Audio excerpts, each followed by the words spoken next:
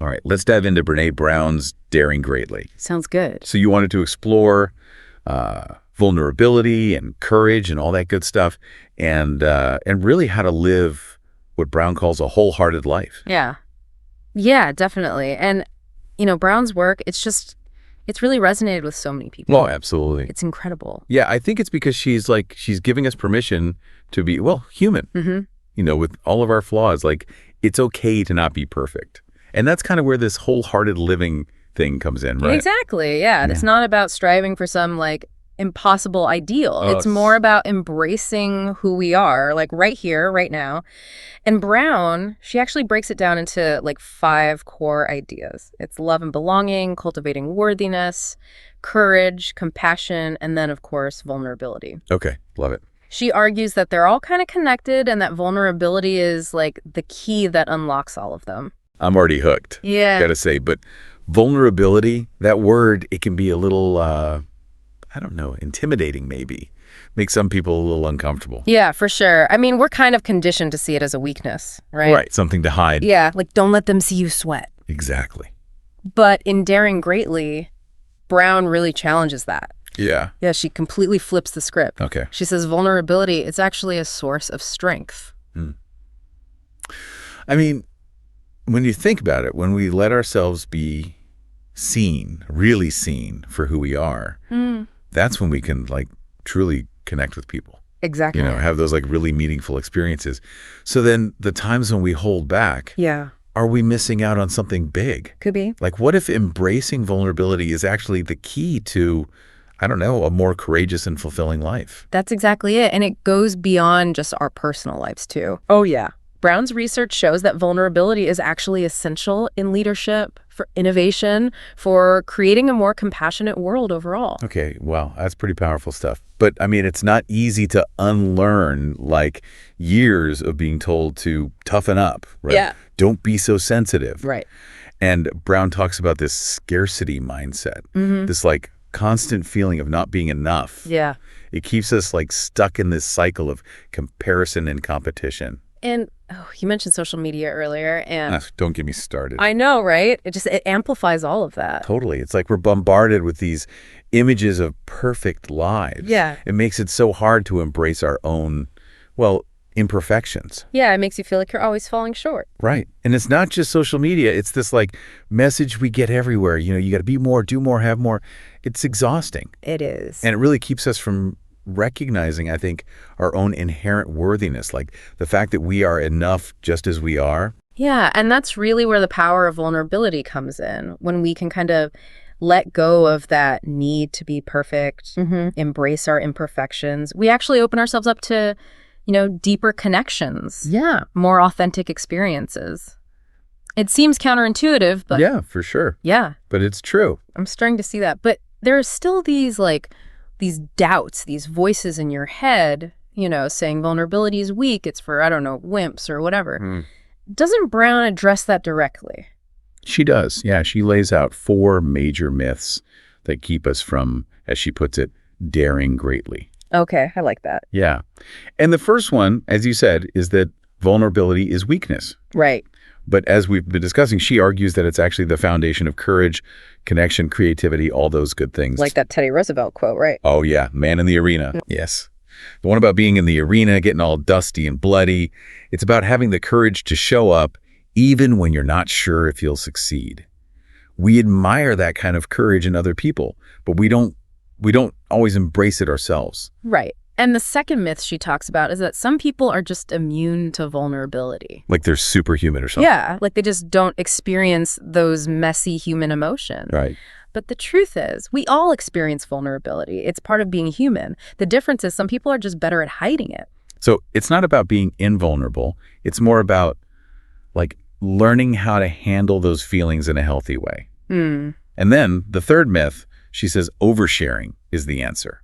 Right, if you just spill all your secrets, you'll somehow magically become less vulnerable. Yeah. But true vulnerability isn't about just indiscriminate sharing, right? It's about being intentional, choosing wisely who we open up to.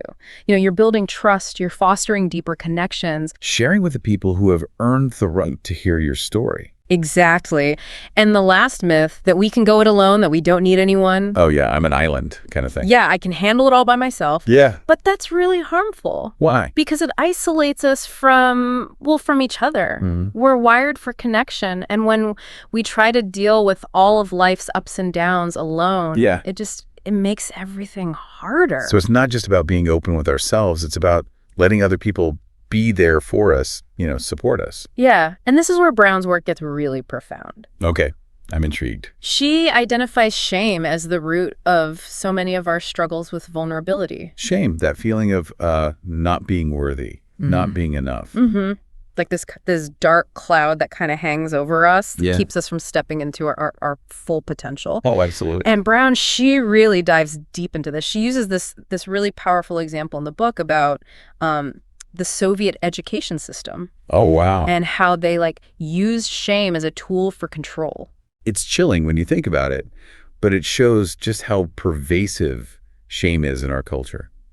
Even if it's not as obvious as that example. I mean, it makes you think about all the messages we've internalized, the ways we've been conditioned to believe that we're not good enough, and how those beliefs can really hold us back from daring greatly. Have you ever felt that way? Like the fear of shame was, I don't know, preventing you from going after something you really wanted? Oh, absolutely, yeah. And I think it's something a lot of people can relate to. I think so too. But the good news is Brown offers a way out. She provides a framework for building shame resilience. Okay, that's good. Recognizing those shame triggers and developing strategies to cope with those difficult feelings. So instead of letting shame control us, we can learn to recognize it, name it, and then challenge it. Exactly. Okay, I like it. We can cultivate a sense of worthiness that comes from within rather than seeking it from external sources. Well, that's powerful. That's really powerful. It is. And it all starts with understanding how shame works, how it shows up in our lives. And Brown really digs into this. She explores the different ways that shame manifests for men and women. That's interesting. I know she talks about how women often experience shame around their appearance and societal expectations about motherhood. Exactly, yeah. And for men, it's often tied to perceptions of weakness and that fear of failure. It's like they're trapped in this very narrow definition of what it means to be a man, Doesn't leave much room for vulnerability. No, not at all. Or emotional expression. Right. Which is so important no matter who you are. Absolutely. And this is where Brown uses this really great metaphor about vulnerability shield. Vulnerability shields, okay. Yeah, the ways we protect ourselves from getting hurt. But then we end up isolating ourselves from genuine connection and joy. It's like we build these walls around our hearts, thinking we're keeping ourselves safe. But really, we're just preventing ourselves from really experiencing life to the fullest. Yeah, it's a great way to put it. And those shields, they can take a lot of different forms. Like what? Well, sometimes we numb ourselves with distractions. Oh, yeah, I'm guilty of that. We're constantly seeking something to take our minds off those uncomfortable feelings. Or sometimes we disengage from relationships. Because we're afraid of getting hurt. Yeah, or rejected, exactly. Yeah. And then sometimes we just straight up avoid situations that trigger those feelings of vulnerability. So we're basically living in this self-imposed exile. Yeah, you could say that. Afraid to step outside of our comfort zone because we might get hurt. But the irony is, by avoiding vulnerability, we actually end up hurting ourselves more in the long run. Exactly. We miss out on opportunities for connection, for growth, for joy, and we deprive the world of our unique gifts and talents. So it's about recognizing those shields, those defense mechanisms, and I don't know, gently dismantling them, I guess. Yeah, choosing courage over comfort, connection over isolation, authenticity over pretense. And it's about recognizing that vulnerability, it's not the enemy. Yeah. It's the path to a more courageous, compassionate, and wholehearted life. Okay, I'm seeing that, and this is where it gets really interesting, I think. If vulnerability is the key, how do we start putting it into practice? What are the concrete steps we can take to actually dare greatly in our own lives? Yeah, well, that's a great question. Right. And one that Brown addresses head on in the book. But before we jump into the how-tos, I think it's important to understand the principle that makes vulnerability so powerful. Okay. And that principle is worthiness. Ah, worthiness, that feeling of being enough just as we are. I Exactly. love that concept. It's really at the heart of Brown's work, and I think it's something we all struggle with to some degree. Oh, absolutely. You know, we're conditioned to believe that our worth is based on our achievements, our appearance, what other people think of us. But Brown, she challenges that belief. She argues that our worthiness is inherent, it's something we're born with, and it can never be taken away from us. That is such a liberating idea. It is. So it's not about earning our worthiness. Nope. It's about recognizing and embracing it. Exactly. Yeah. And when we operate from that place of worthiness, vulnerability becomes, well, it becomes less scary. Yeah, I can see that. We're not as afraid to show up as we are. Right. Because we know that our value doesn't depend on being perfect or pleasing everyone else. So when we feel worthy, we're more likely to take risks, to speak our truth, to set boundaries, because we know that our worth isn't on the line. We're not afraid to be rejected because we already accept ourselves. Exactly. And that acceptance, it's the foundation for everything else. It's the bedrock of vulnerability, of courage, of wholehearted living. This is starting to make so much sense. So before we even start talking about strategies or techniques or whatever, it's about cultivating that deep sense of worthiness within ourselves. Man, I think a lot of people need to hear that. It's a message that can change lives, for sure. Absolutely. It's one of the most powerful takeaways from Daring Greatly, I think. It is. Well, I am ready to dive into some of those concrete steps for embracing vulnerability. How about we explore that in the next part of our deep dive? Sounds good to me.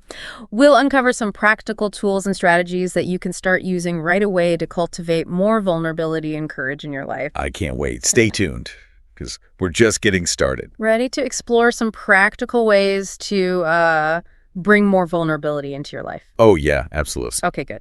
We were just talking about worthiness. And it got me thinking about, all the times I've held myself back because of that feeling of not being good enough. Oh, totally. What if I try this and I fail? Right. What are people going to think? Ugh. Yeah, it's that fear of judgment, isn't it? That worry about what other people are going to think. Exactly. It can really, really keep us stuck. Big time. But Brown, she offers a really powerful antidote to that fear.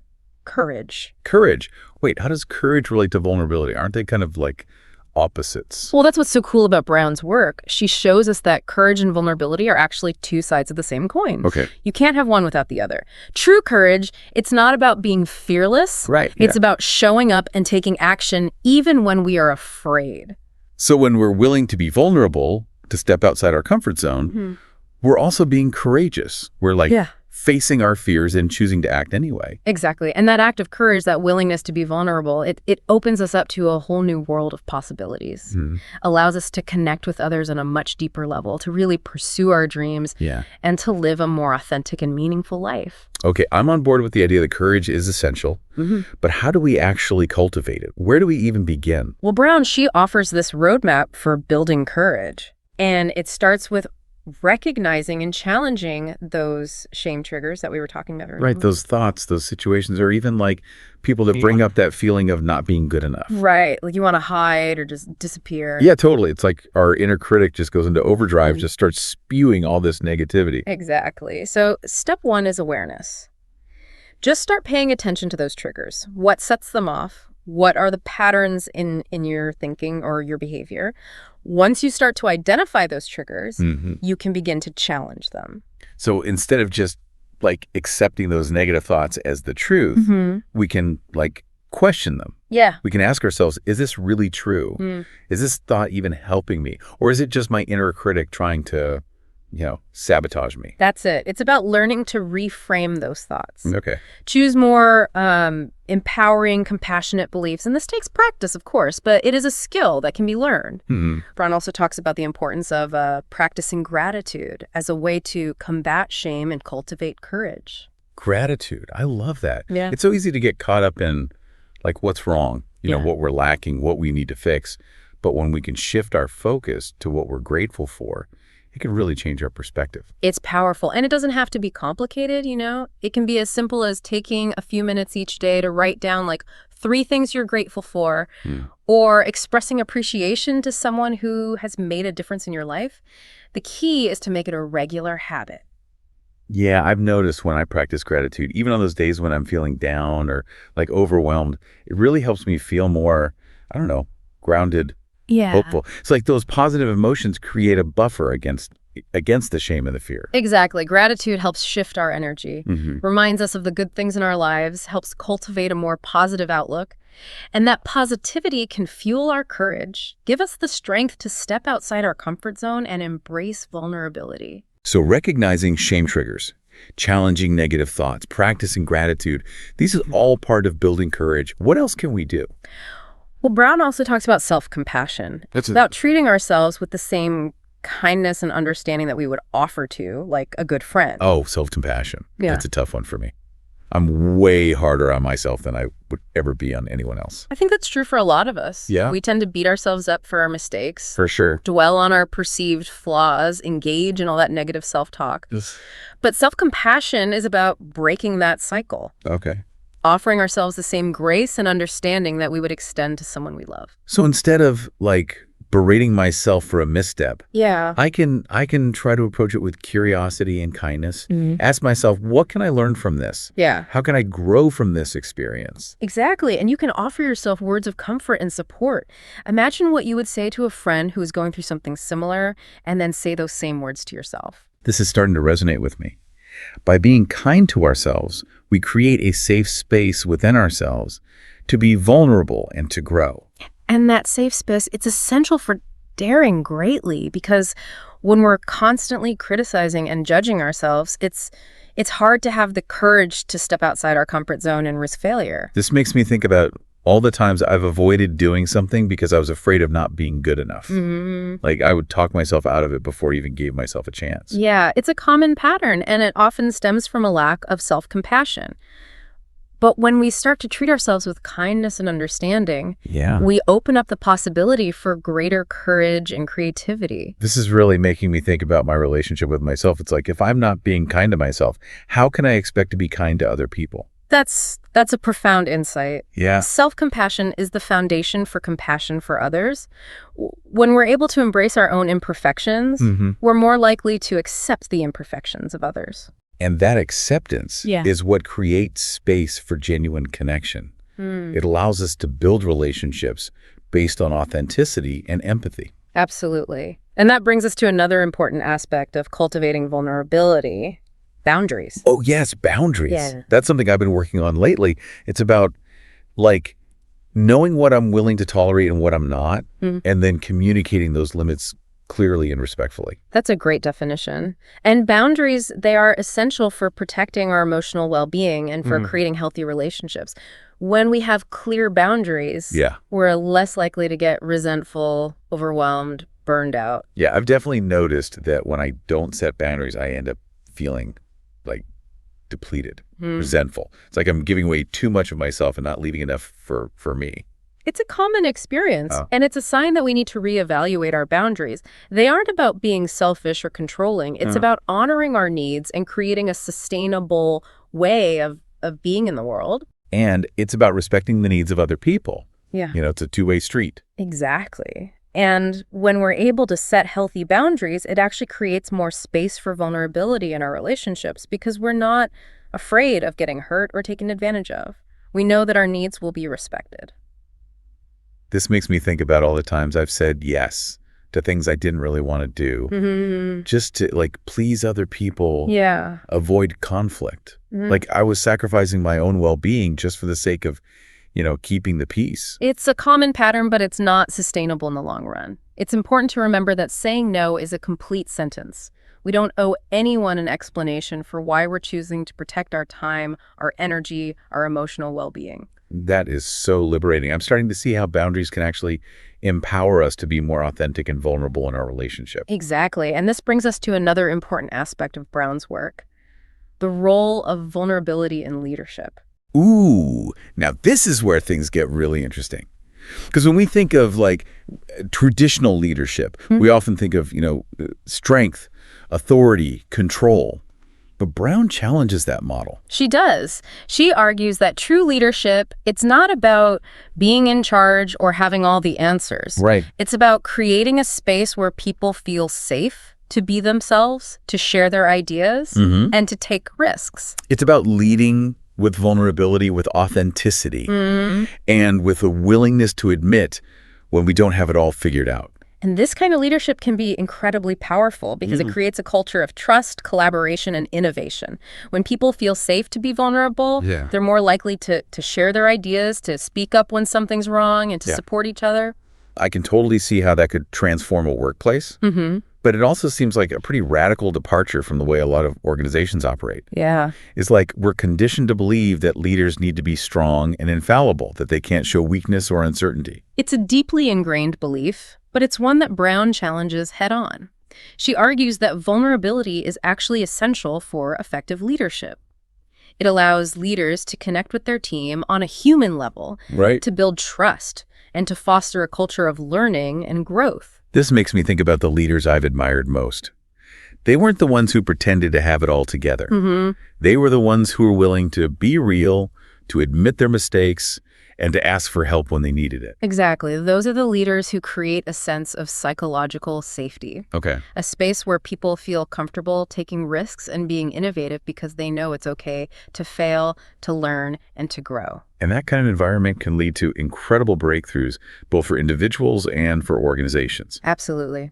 When people feel safe to be vulnerable, they're more likely to bring their whole selves to work. They're more engaged, more creative, and more committed to the success of the team. Okay, so vulnerability is important for leadership, for building courage, for setting boundaries. I'm seeing the connections here, but it's still a bit overwhelming.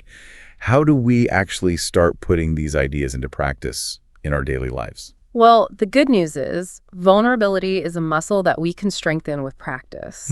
And Brown offers a number of practical tools and techniques that we can use to cultivate more vulnerability in our lives.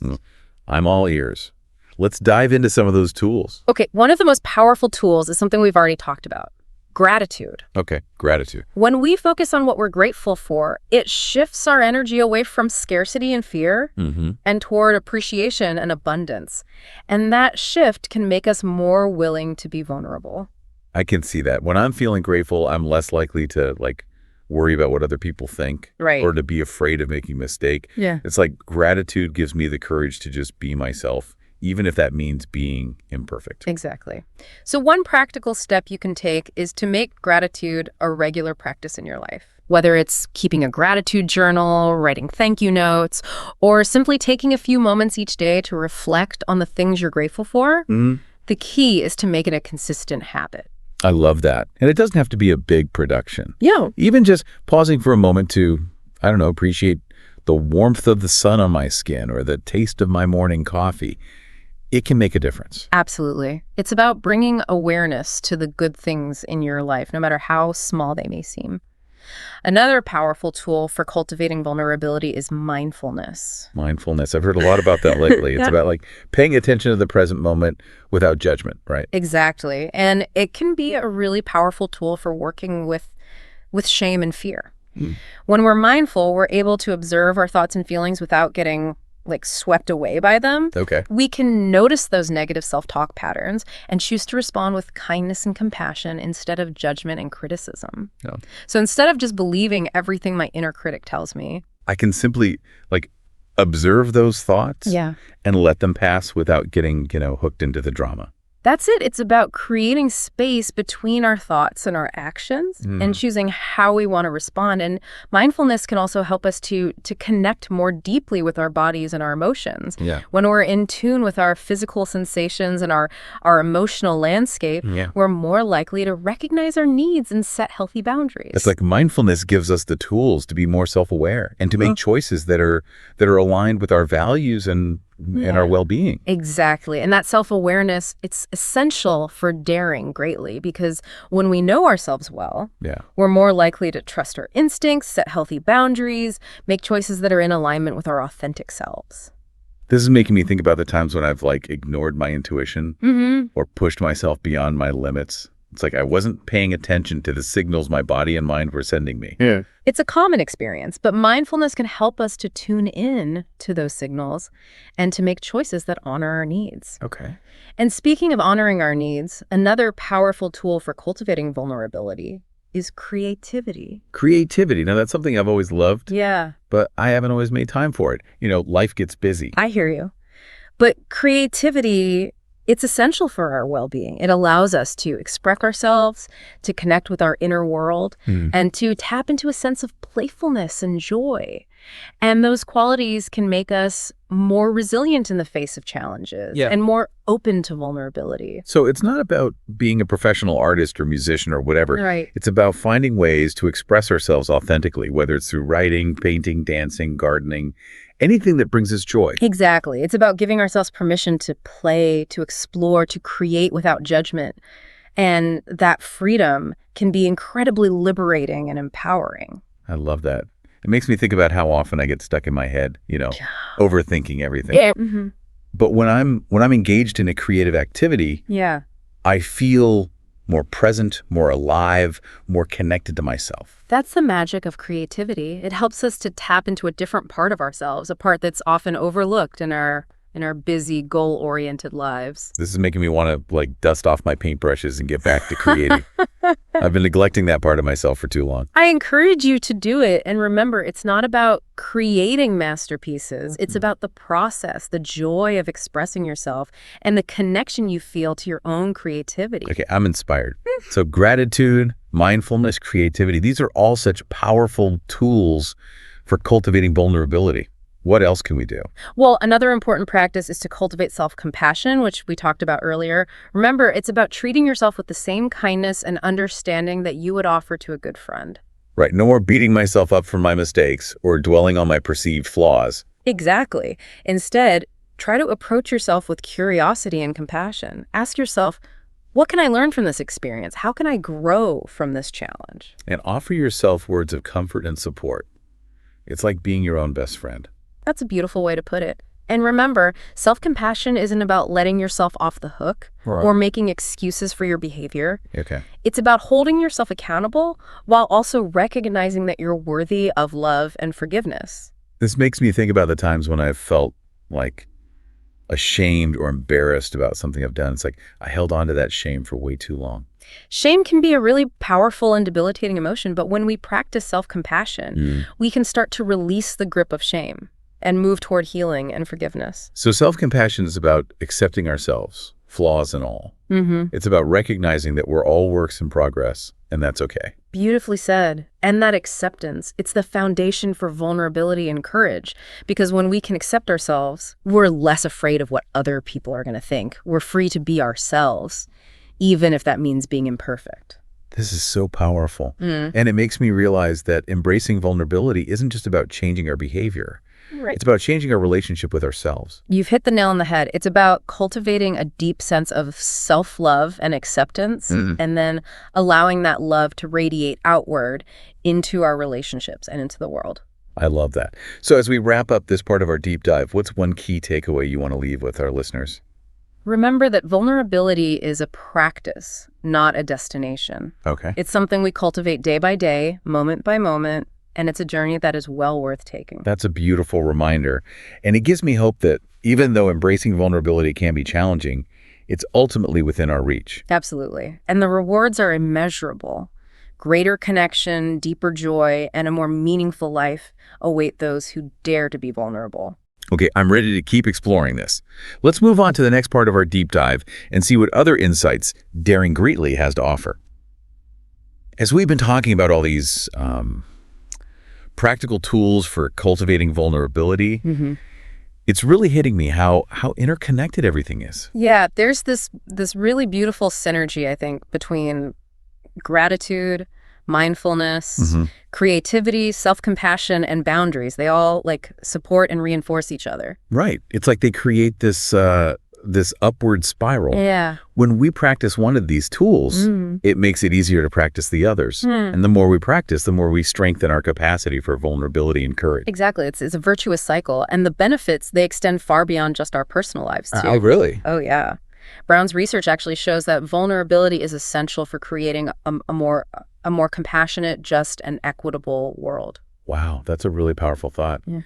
We often think of social change as something that happens out there, right? Yeah. Something that requires these grand gestures or political action. Right. Big sweeping changes. Yeah, but Brown is saying that real change, it starts with each of us. Of each of us, yeah. It starts with our willingness to be vulnerable, to connect with others across differences, and to challenge the systems and structures that perpetuate injustice. It's about recognizing that we're all interconnected and that our individual actions have ripple effects that extend far beyond ourselves. Right. And it's also about understanding that vulnerability. Yeah. It's not a weakness, it's a strength. Okay. It's what allows us to empathize with others, to build bridges of understanding, and to work together to create a better world. This makes me think about those times when I've stayed silent in the face of injustice, maybe because I was afraid of saying the wrong thing or making myself vulnerable. Yeah, it's a common experience. We often avoid those difficult conversations because we're afraid of conflict or rejection. Yeah, for sure. But silence, it can be complicit, When we fail to speak up for what we believe in, we're allowing injustice to continue. So vulnerability, it isn't just about being open with ourselves and with those we trust.